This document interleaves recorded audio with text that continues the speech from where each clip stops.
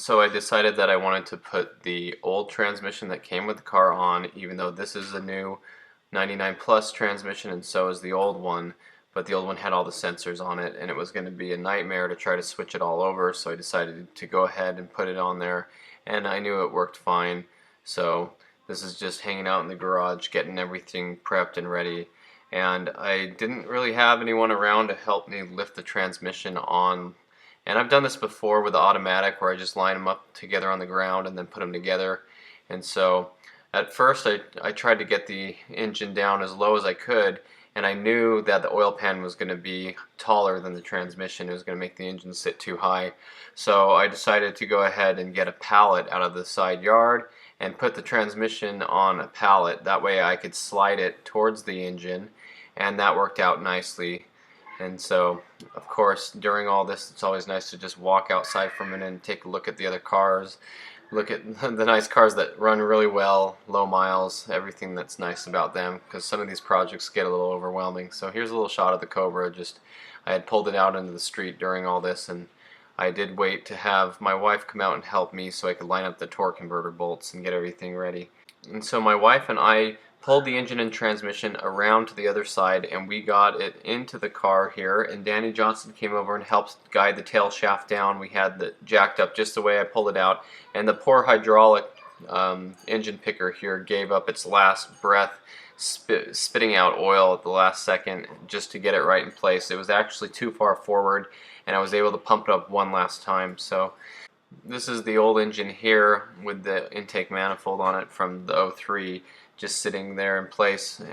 But what I did have to do was get an extra harness and cut out the alternator cable, because the alternator cable on the car had fried and it was in bad shape, and the wires were torn out from the previous owner, from something, those wires there. And so I did install that and put that through to the power block right over here. See, there's the old wires and they're all torn out, and that's the other side. I had electric taped it so it wouldn't spark again. And I got the coil packs all mounted and the injectors all plugged in. They're 21 pounders that came with the 03 engine. I swapped those over, and it has a PI intake manifold, and but it is an older style one, so it works with this alternator bracket. So here's a little shot of the tune. You can't really see it, but I was using the ITSX SCT to return the tune to stock, and then I did end up getting ready to start the car for the first time.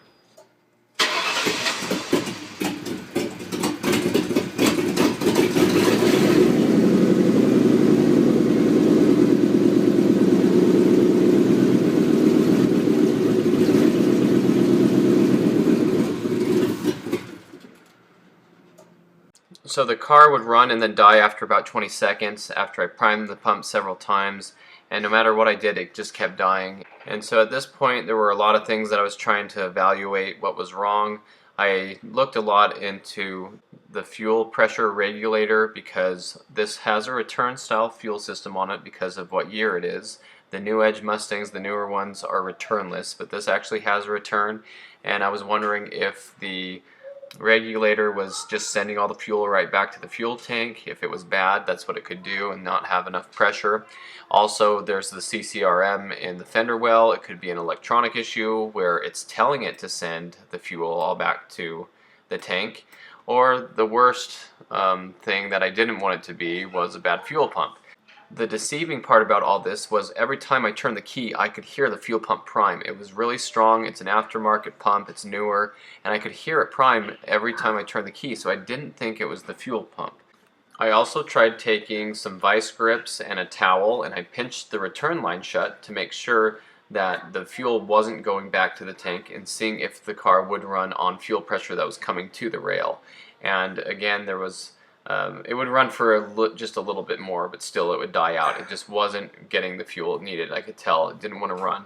And so I kind of wondered if it was the new injectors, because they're 21 pounds instead of 19s, but that shouldn't make the car not run well enough. So I went ahead and rented the pressure gauge, and I tested the pressure at the rail, and it only went to 5 pounds and then dropped to 0 immediately. So there was something wrong with the fuel pump or something in the lines.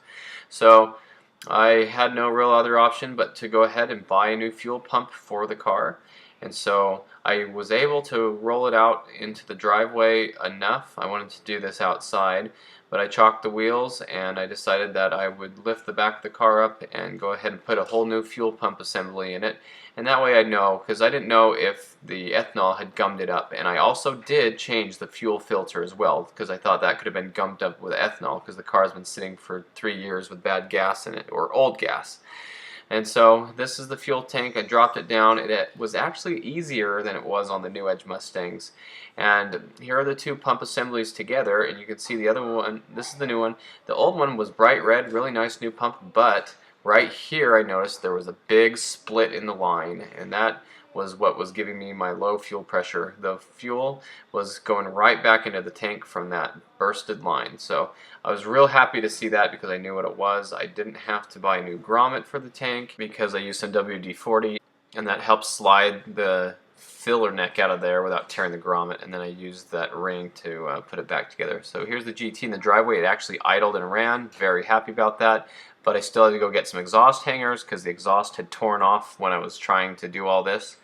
And then the next thing was getting brakes on the car. I decided to bleed the brakes, and I had Danny Johnson come over, and it was really nice of him to come help me do that. And so we bled the brakes, and then I realized that before I put it back together, I wanted to check out the rotors and stuff. Here's the aftermarket axles and some wheel spacers just to see that. And it's pretty cool that the car has those Tom's axles. And so the car really did have a lot of nice things done to it. But anyway, I knew that I needed to put some new brakes on the car, and I pulled out one of the pads, and look at this. The back side of it was bent, completely messed up. So it was wearing sideways, it was dragging, it wasn't working right. So I went down to the auto parts store and I got all new pads and rotors for the front, and that was actually quite an experience because they gave me the wrong ones on one side, and so I got them installed on one side and then the other side was wrong, and then I realized it, so I had to race to there and get it all done before they closed. Now the next problem was it sounded like I was getting some tapping out of the engine.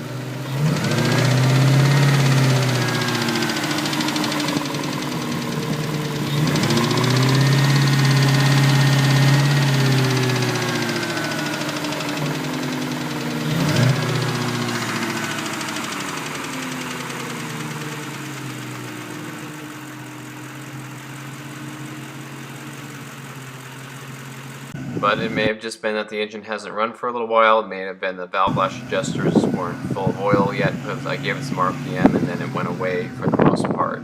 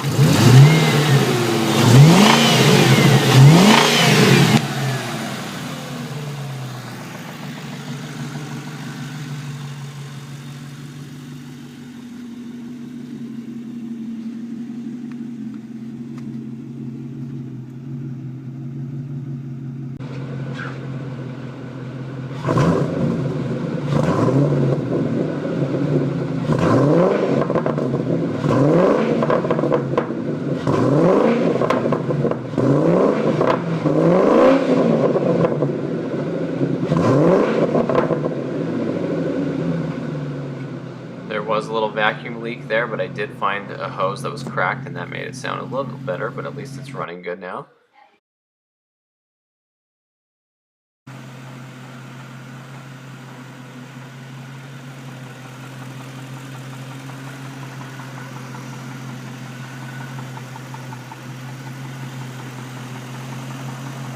So I took it for a ride to burn some of that old fuel out, and Danny Johnson and I found the Granny GT.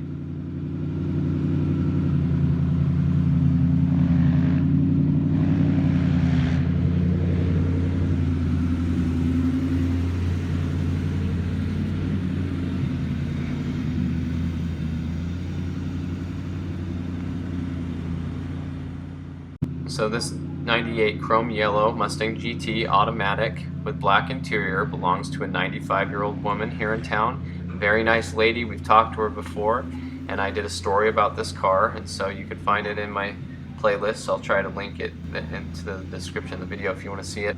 But it was really fun to get the GT out, drive around, and see this chrome yellow GT. That means a lot to my brother and me. I like that we have the same wheels on my GT as this one has. These wheels, my brother and I refer to them as the Granny GT wheels, because this is the Granny GT and those are the wheels it had on it.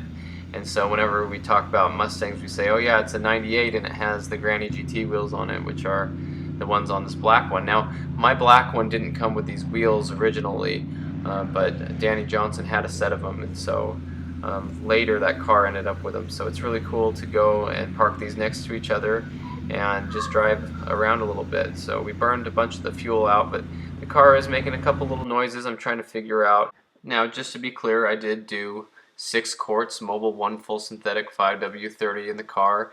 I put a new Motorcraft oil filter in it as well, and the Mercon 5 ATF. The car actually shifts great. It drives really nice and it shifts perfect with that transmission and torque converter.